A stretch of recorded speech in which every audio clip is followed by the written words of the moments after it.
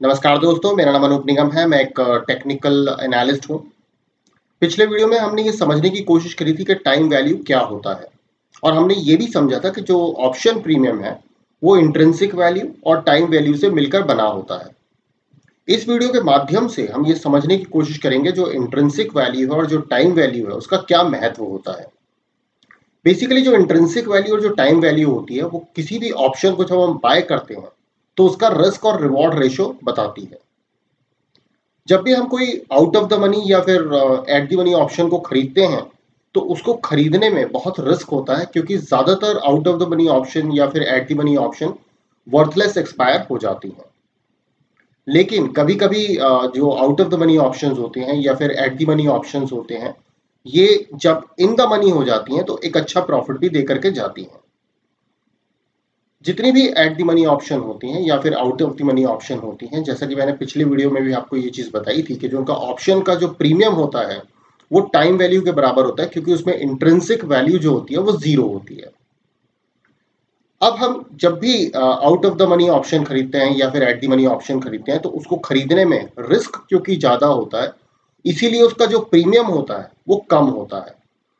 लेकिन जो इन the money option होता है क्योंकि वो इन द मनी है इसीलिए उसका प्रीमियम जो है वो आउट ऑफ द मनी और एट द मनी के मुकाबले ज़्यादा होता है। लेकिन जैसे कहते हैं ना कि अगर हम जब कभी ज़्यादा रिस्क लेते हैं तो उसका रिवॉर्ड भी अच्छा मिलता है। तो कभी कभी ऐसा हो जाता है कि out of the money option जो होते हैं या फिर एट द मनी ऑप्शन हो जाते हैं वो इन द मनी के मुकाबले काफ़ी अच्छा परसेंट गेन हमें दे देते हैं। तो देखिए इस चीज़ को मैंने पिक्चराइजेशन के थ्रू आपको समझाने की कोशिश की है कि जैसे ऑप्शन जो होता है इसमें जो इन द मनी होता है इसके अंदर रिस्क बिल्कुल कम होता है, लेकिन इसका जो प्रीमियम होता है वो काफ़ी ऊपर होता है क्योंकि इसमें लेस रिस्क है, इसीलिए इसका प्रीमियम ज़्यादा होता है। एट द मनी जो होता है इसमें हाई रिस्क होता है लेकिन इसका प्रीमियम जो होता है लो होता है। इसी प्रकार से जो ओटीएम होता है उसमें भी हाई रिस्क होता है लेकिन इसका जो प्रीमियम है वो लो होता है। तो इस पिक्चर से हमें ये समझ में आ गया कि जो इन द मनी है उसका प्रीमियम हाई होता है और एटीएम और ओटीएम का जो प्रीमियम होता है वो लो प्रीमियम होता है। चलिए अब इन द मनी का जो है हम एक बार प्रॉफिट परसेंट समझने की कोशिश करते हैं कि किस प्रकार से कैलकुलेट होता है। मान लीजिए कोई स्टॉक है एक्स जिसका प्राइस है 50। हमने उसकी 45 स्ट्राइक प्राइस की कॉल बाय की 10 रुपए का प्रीमियम पे करके।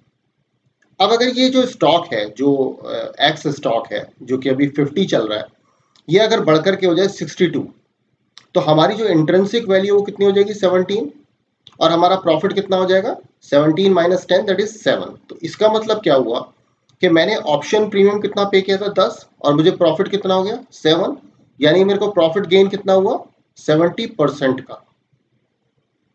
अब इसी को हम ओटीएम के केस में समझने की कोशिश करते हैं कि ओटीएम के केस में क्या होता। मान लीजिए फिर से मान लीजिए कोई स्टॉक एक्स है जिसका प्राइस है 50। हमने 60 स्ट्राइक प्राइस की कॉल बाय की 1 रुपए के अंदर। अब देखिए कितना प्रीमियम में फर्क है। अब ये स्टॉक राइज हुआ मतलब बढ़ा और ये जो 50 से हो गया 62 तो मेरी इंट्रिंसिक वैल्यू कितनी हो गई 2। तो मेरा प्रॉफिट कितना हुआ 1। लेकिन देखिए परसेंटेज वाइज अगर मैं देखूं तो मेरे को परसेंटेज में कितना प्रॉफिट हुआ 100%। आईटीएम में मेरे को कितना हुआ था 70% और यहाँ पर कितना हुआ 100%। तो आइए अब इस टेबल के माध्यम से ये समझने की कोशिश करते हैं कि जो इन द मनी होता है और जो आउट ऑफ द मनी होता है उसका प्रॉफिट और लॉस किस तरह से कैलकुलेट होता है। तो जैसे मान लीजिए ये स्टॉक प्राइस है हमारा, ये हमारी इन द मनी की टेबल है और ये हमारी आउट ऑफ द मनी की टेबल है। तो जैसे मान लीजिए कि अभी मेरा जो स्टॉक का प्राइस है चल रहा है 50 और मैंने 45 स्ट्राइक प्राइस की कॉल बाय की है 10 रुपए का प्रीमियम दे करके। तो मेरा प्रॉफिट कितना, प्रॉफिट और लॉस कितना हो गया, मेरे को यहाँ पे लॉस लग गया 5 रुपए का और देखिए मेरे को परसेंटेज में कितना लॉस हुआ 50% का। अब अगर यही जो स्टॉक का प्राइस है 55 है और मेरी स्ट्राइक प्राइस जो 45 की है तो मेरे को क्या होगा, मेरा कोई लॉस नहीं होगा और मेरे को 0% हो गया। अब अगर यही स्टॉक का प्राइस 60 है तो मेरे को देखिए प्रॉफिट हो गया 5 रुपीज़ का और मेरी परसेंटेज में कितना हो गया 50%। अब देखिए यहाँ पर अगर स्टॉक का प्राइस 65 है तो मेरे को 10 रुपीज़ का प्रॉफिट हुआ यानी 100% का प्रॉफिट हुआ। अब इसी तरह से अगर स्टॉक का प्राइस 70 है तो मुझे कितना प्रॉफिट हुआ, 15 रुपीज का, और परसेंटेज में कितना हुआ, 150% का। अब इसी के कंपैरिजन में हम ये देखते हैं कि ओटीएम में क्या होता है। देखिए, अगर मैंने 60 स्ट्राइक प्राइस की कॉल बाय की है जिसका प्रीमियम है 1 रुपए, तो देखिए अगर 50 प्राइस जो है, स्टॉक का प्राइस 50 है, तो इसका मतलब मेरे को लॉस केवल कितना लगेगा, 1 रुपीज का, यानी कि 100% लॉस लगेगा। इसी प्रकार से अगर ये 55 है तो भी मेरे को 1 रुपीज का लॉस लगेगा, यानी 100% का लॉस लगेगा। अगर 60 है तो भी 1 रुपए का लगेगा और 100% का लॉस लगेगा। लेकिन अगर ये 65 है तो 65 में मेरे को कितना हो गया, 4 रुपीज का प्रॉफिट हो गया। इसका मतलब कितना प्रॉफिट हो गया, परसेंटेज में देखिए कितना प्रॉफिट हो गया, 400% का। और अगर मेरे को अगर ये स्टॉक का प्राइस 70 है तो मुझे प्रॉफिट हुआ 9 रुपए का, यानी 900% का।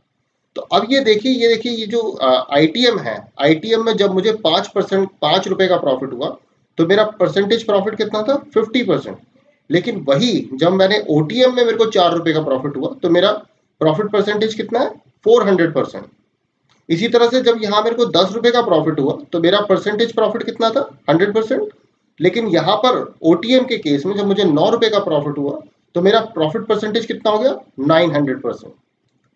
तो दोस्तों, इस वीडियो के माध्यम से हमने ये समझने की कोशिश करी है कि इंट्रिंसिक वैल्यू और टाइम वैल्यू का क्या महत्व होता है, किस प्रकार से हम in the money, at the money और out of the money option की प्रॉफिट परसेंट को कैलकुलेट करते हैं।